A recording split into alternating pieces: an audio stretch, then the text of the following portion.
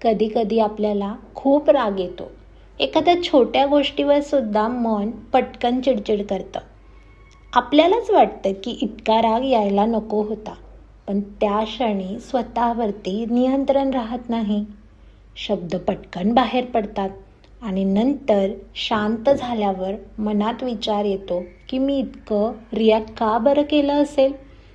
खरं पाहिलं तर प्रत्येक वेळी राग हा खरा कारण नसतोच. प्रत्येक वेळा त्या रागाच्या मागे एखादी न बोललेली भावना असते, एखादं जुनं दुखणं असतं किंवा एखादी अपेक्षा पूर्ण न झाल्याची वेदना असते. जेव्हा आपल्याला कोणी समजून घेत नाही, जेव्हा आपल्याला महत्त्व दिलं जात नाही असं जाणवतं, तेव्हा मन दुखावतं. पण ते दुखणं आपण व्यक्त करू शकत नाही, कारण आपल्याला वाटतं की समोरच्याला ते समजणार नाही आणि मग ते सगळं आपल्या आतमध्ये साठू लागतं. हळूहळू त्या साठलेल्या भावनांचं रूप रागामध्ये बदलतं. बाहेरून दिसतं की तो फक्त राग आहे, पण आतमध्ये मात्र खूप काळापासून साठलेल्या वेदना असतात. आपल्याला ना लहानपणापासून हे शिकवलं जातं की जास्ती सेन्सिटिव्ह होऊ नये, जास्त रिॲक्ट करू नये.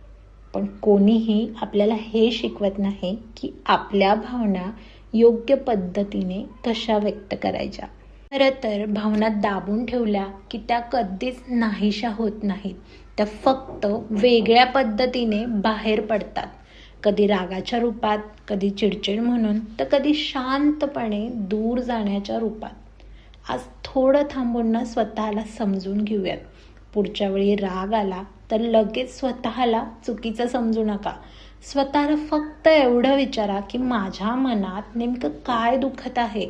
कदाचित त्या प्रश्नातच उत्तर तुम्हाला सापडेल. कारण अनेक वेळा आपल्याला राग येत नाही, आपल्याला फक्त समजून घेतलं जावं अशी इच्छा असते.